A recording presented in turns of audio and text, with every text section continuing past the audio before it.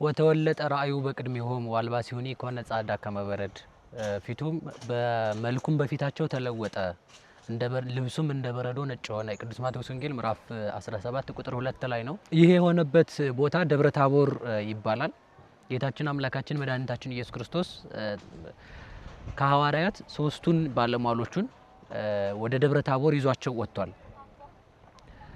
ወምድረስሱ መዋል ነሶሙ ጊዜ ለኢየሱስ ለጴጥሮስ ወለ ያዕቆብ ወለ እንድርያስ ወለ ጴጥሮስ ወለ ያዕቆብ ወለ ዮሐንስ ዋይረጎሙ ደብረ ነዋሃን ተባይቲቶሙ። ጌታችን መድኃኒታችን ኢየሱስ ክርስቶስ ከሐዋርያት ሶስቱን ባለሟሎቹን ጴጥሮስን፣ ያዕቆብን፣ ዮሐንስን ይዟቸው ወደ ተራራ ወጣ ይላል። ከወጣ በኋላ ወደ ተራራ ከወጣ በኋላ ጌታችን መድኃኒታችን ኢየሱስ ክርስቶስ ወተወለጠ ራእዩ በቅድሚሆሙ በፊታቸው መልኩ ተለወጠ። ወአስተርአዩ እንዘ ይተናገሩ ሙሴው ኤልያስ ሙሴና ኤልያስ ከእርሱ ጋር ሲነጋገሩ ታዩ ካለ በኋላ ከዛ በኋላ ወይቤሎ ጴጥሮስ ለጊዜ ኢየሱስ ሰናይ ለነ ሀለወ ዘየ ንግበር ሰለስተ ማኅደረ አሐደ ለከ ወአሐደ ለሙሴ ወአሐደ ለኤልያስ።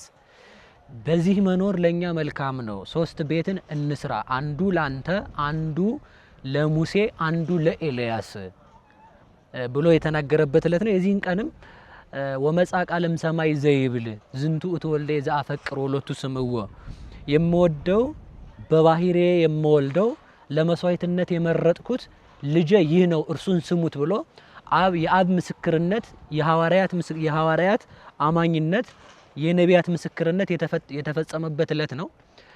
ደብረ ታቦር እንግዲህ ጌታችን መድኃኒታችን ኢየሱስ ክርስቶስ ለምን ሐዋርያትን ወደ ደብረ ታቦር ይዟቸው ወጣ የሚል ጥያቄ ብናነሳ ቅዱስ ዳዊት አስቀድሞ ታቦር አርሞኔም በስመ ዚአከ ይትፌስሑ ዮም ወይሴብሑ ለስምከ ታቦር አርሞኔም በስምህ ደስ ይላቸዋል ተብሎ ተነግሯል። ደብረ ታቦር ላይ እነዚህ ሁሉ ተሰብስበው መገኘታቸው በክርስቶስ እነዚህን ሁሉ የሰበሰባቸው ደብረ ታቦር የምስጢር ከተማ በመባል ትታወቃለች። ለምን ቢባል ደብረ ታቦር ላይ ሶስት ነገር ተካሂዷል። አንደኛ ክርስቶስን ከነቢያት አንዱ ነው ብለውት ነበርና ነቢያት መጥተው መሰከሩ። ሐዋርያት ደግሞ ያንን ሐሳብ ይዘው በጌታ በጠየቃቸው ጊዜ በፊልጵስዩስ ቂሳሪያ ከነቢያት እንዳንዱ ይሉሃል ብለውት ነበርና ያንን ሐሳብ ለማስረገጥ ሙሴ ኤልያስ መጥተው በሐዋርያት ፊት ምስክር ሆኑ። አንድ ሁለተኛ ክርስቶስ ብርሃነ መለኮቱን ሲገልጠው ሐዋርያት ወድቀዋል። መውደቃቸው በኃጢአት የመውደቃችን ምሳሌ ነው። እንደገና መነሳታቸው ተነስተን ከኃጢአት በንስሐ ተነስተን መንግስቱን ለመውረሳችን ምሳሌ ነው። ሌላው ነቢያት መሰከሩለት፣ ሐዋርያት አወቁት። ሌላ አንድ ምስክርነት አለ። እሱ የማን ምስክር ነው? የአብ ምስክርነት። ምን ብሏቸዋል? ተራራው ላይ ዝንቱ እቱ ወልዴ ዘአፈቅር ወሎቱ ስምዎ የምወደው በባህሬ የምወልደው ተቀዳሚ ተከታይ የሌለው አንድ ልጅ ወደ ዓለም የሰደድኩት ልጅ እርሱ ነው፣ እርሱን ስሙት አላቸው። ማለት ምን ማለት ነው? እኔ የአብ ልጅ ነኝ ባላችሁ ጊዜ የዮሴፍ ልጅ ነህ አትበሉት። የነቢያት ጌታ ነኝ ባላችሁ ጊዜ ከነቢያት እንዳንዱ ነህ አትበሉት ብሎ ከመሞቱ በፊት ይሄን ለሐዋርያት ገልጦላቸዋል። ይሄን ከገለጠ በኋላ ሲወርዱ ምን ብሏቸዋል? እንዳትናገሩ ያያችሁትን አዘዞሙ ኢይንግሩ ዘሪኡ በደብር ይላል። በደብረ ታቦር ያያችሁትን እንዳታወሩ አላቸው። ምን ማለት ነው? ይሄ እንግዲህ አንዳንድ ሰዎችንም እንግዲህ ሾጥ ሊያደርግ ይችላል። ይሄ ንግግሬ ግን ይቅርታ አድርጉልኝ። አንዳንድ ሰዎች አስቀድሞ ክብራቸውን ዘርዝረው ኋላ ባዶ የሚሆኑ ሰዎች አሉ። ስለዚህ ከፊት ሞቴ እያለ ክብሬን እንዳታወሩ ማለቱ ነው። ስለዚህ ሰው ምን ማለት አለበት ማለት ነው? ከፊት ሞቱን አስቀድሞ ነገ ዛሬ አሁን ለምሳሌ እንግዲህ አባ በሆን ነገ ደግሞ ዳባ ሊሆን ይችላል ማለት ነው። አባ ሆነ ዳባ እንዳትሆን ዛሬ ክብርህን አትናገር፣ ክብርህን ስራህን ስጨርስ ተናገር ለማለት ሐዋርያት እንዳታወሩ የሰማችሁትን ለማንም እንዳትናገሩ አላቸው።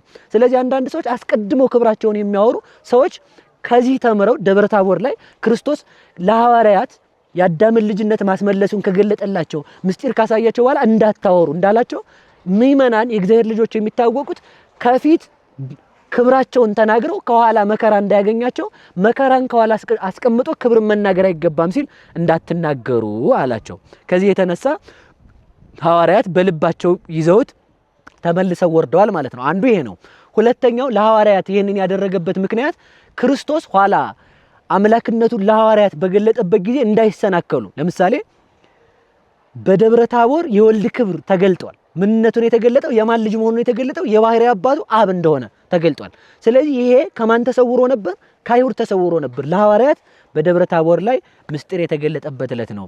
እናንተ ምስጢር እንዲገለጥላችሁ ብትፈልጉ በየአዳራሹ በየአስፓልቱ በየመንደሩ ሳይሆን ደብረ ታቦር በተሰኘች በቤተ ጉባኤና በቤተ ክርስቲያን ነው ለማለት ለሐዋርያት ብርሃነ መለኮቱን በደብረ ታቦር ገልጦላቸዋል። እንኳን ለዚህ ቀን አደረሳችሁ እላለሁ። ያው ነገሩ አጭርም ቢሆን ለመቼም ለኢንተርቪው ይሄን እንደሰራ ነው ተመልካቾቻችን እንደምትረዱን ተስፋ እናደርጋለን። ሌላውን በሌላ መምህራን እንደምትሰሙት ተስፋ አደርጋለሁ። በዚህ መኖር ለኛ መልካም ነው እንዳለ ቅዱስ ጴጥሮስ እውነት ነው። ነቢያት የመሰከሩለትን አምላክ ማምለክ፣ አብ የመሰከረለትን አምላክ ማምለክ፣ የባህሪ ልጁ ወልድ ኢየሱስ ክርስቶስን የአብ ልጅ ብሎ ማመን ለኛ መልካም ነው።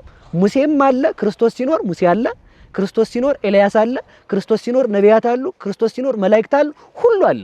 በዚህ መኖር ለኛ መልካም ነው ብሎ ቅዱስ ጴጥሮስ ለኔ ቤት ስጠኝ ሳይሆን ያለ እኔ ጌታ ጋር ሆናለሁ፣ ለኤልያስና ለሙሴ ይሰራን የዛው አገለግላለሁ ነው ያለው። ደብረ ታቦር የትህትና ቀን የተገለጠበት ዕለት ነው። ለኔ ቤት ስጡኝ ሳይሆን እኔ አገልጋይ ልሆን የሚባልበት ቀን ነውና ሁላችንም ለክርስቶስ እኔ አገልጋይ ልሆን ብለን ለቤቱ አገልጋይ እንድንሆን እግዚአብሔር ይርዳን።